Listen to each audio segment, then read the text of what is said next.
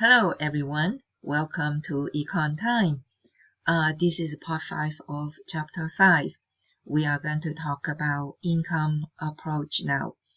In the past few parts, part 3 and part 4, we talk about the expenditure approach. So we set up a checkpoint over here and calculate consumption, investment, government spending, and net export.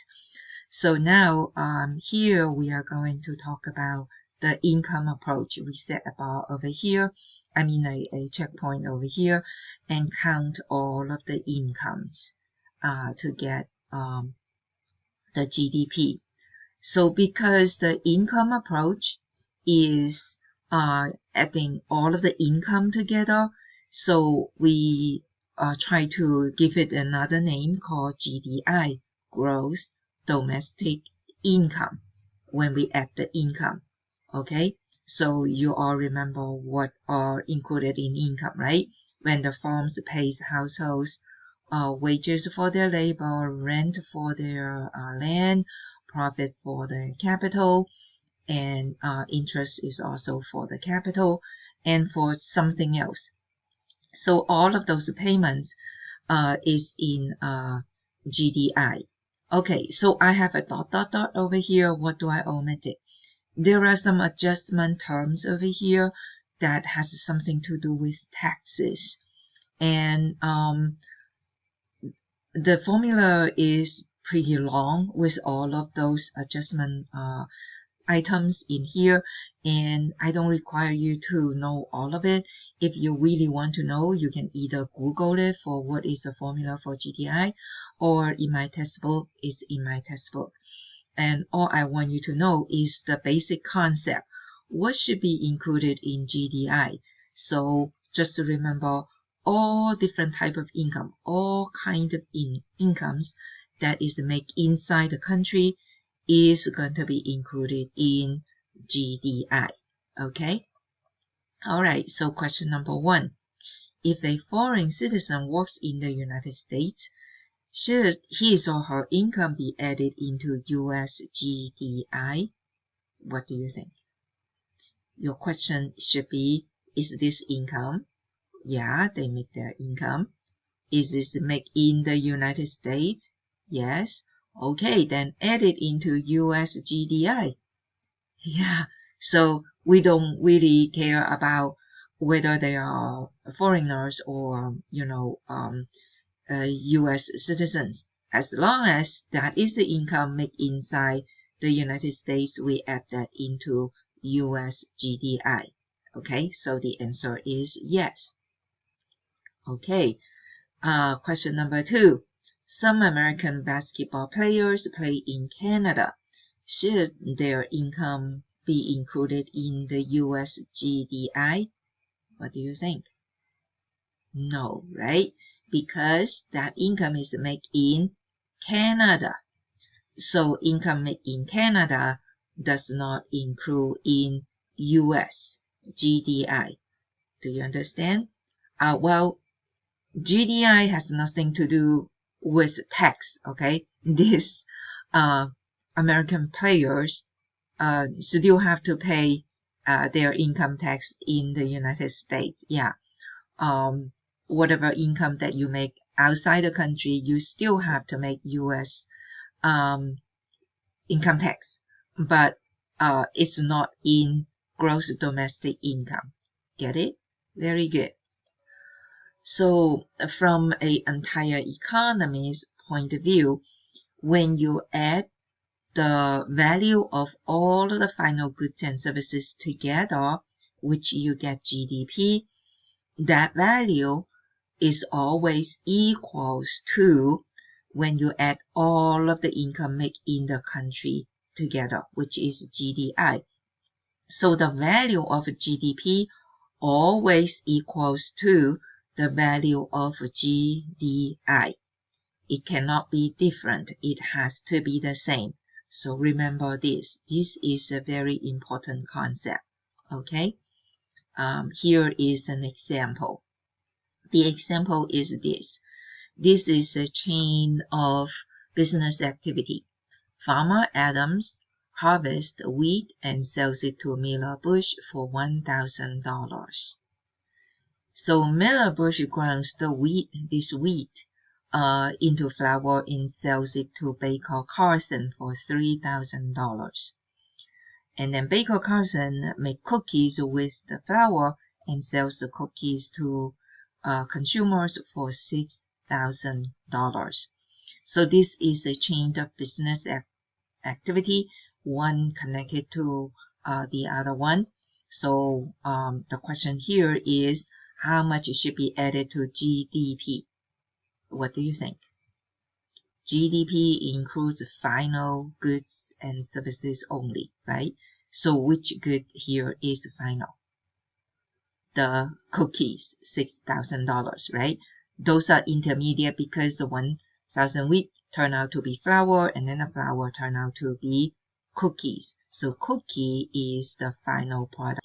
The next question is, how much should be added to GDI? So we need to take a look at farmer. Farmer Adams harvests wheat and sells it to Miller Bush for $1,000.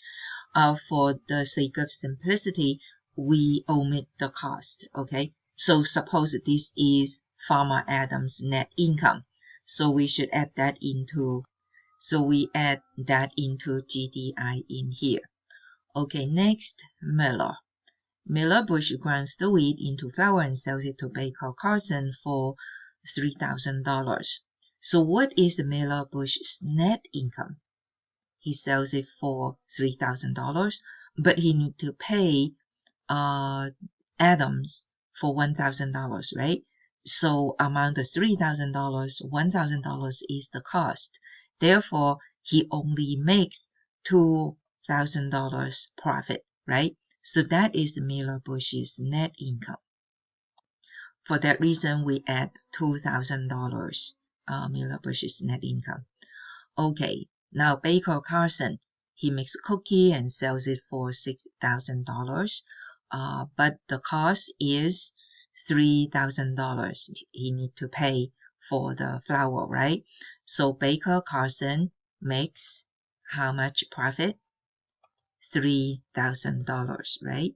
So it is $3,000.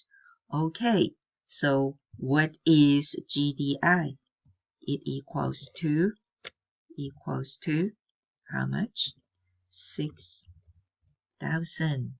See, 6,000, 6,000. It has to be equal to each other. Why is that? Well, because GDP do not care about who makes it, what is the contribution of all these workers. It only cares about the final result of this business activity. So the market value of the final result, which is the cookies, is 6,000. So we add that into GDP. As for GDI, it cares about who contribute how much. So the farmer contribute $1,000 to the final product, and Miller contribute $2,000 to the final product, and Baker contributes $3,000 to the final product. So GDI actually just break it down into the contribution of each workers. Do you get that? Very good. Okay, so next we are going to talk about nominal GDP versus real GDP. Nominal GDP refers to the GDP measured by the current year's price. So when we calculate nominal GDP, N stands for the time period. For example, N equals to year 2020. Then you use the price of the product of 2020 multiplied by the final goods and services produced within the same year, 2020. You multiply that will give you the market value of the goods. You add them up. That will give us nominal GDP. As for real GDP is the GDP measured by a base year's price. So when we calculate real GDP, we no longer use the price of the same year. we measure real GDP for, say, year 2020. Okay, we select a base year, which may not be 2020's year, and then we multiply by how much goods and services, final goods and services, produced within year 2020, and we will get the market value, but measured by the base year's price to get a real GDP. Here is an example. We have two goods here, pizza and jacket. We have 3 different years. So how do we calculate nominal GDP for 1999? Well, you use 99's price, multiply by the amount of goods produced, and after you multiply that, you add the value, market value up, you will be able to get 99's nominal GDP. So the result is 50 million. $10 times 2 million plus $30 times 1 million, right? Do the same for year 2000 and 2001. So this is the result of the calculation. When we take a look at the last figure, it gave us an impression that this economy is growing from 50 million to 70 million to 135 million. However, when we actually take a look at the quantity that they produce, pizza and the jacket, between year 1999 to year 2000, they are exactly the same. It actually means that people can consume exactly the same amount. So the value increase is actually because of the price. Okay, price increases. So because the increase in the price, it inflates the GDP, which we don't want it. Also between year 2000 to year 2001, you can see that quantity increased, but pizza price is not. Quantity of jacket increased, and the price also increased for the jackets. So that makes the the GDP increase. So we don't want to have a inflation that affects GDP. We want to see a GDP that if the quantity increase, GDP increase. If the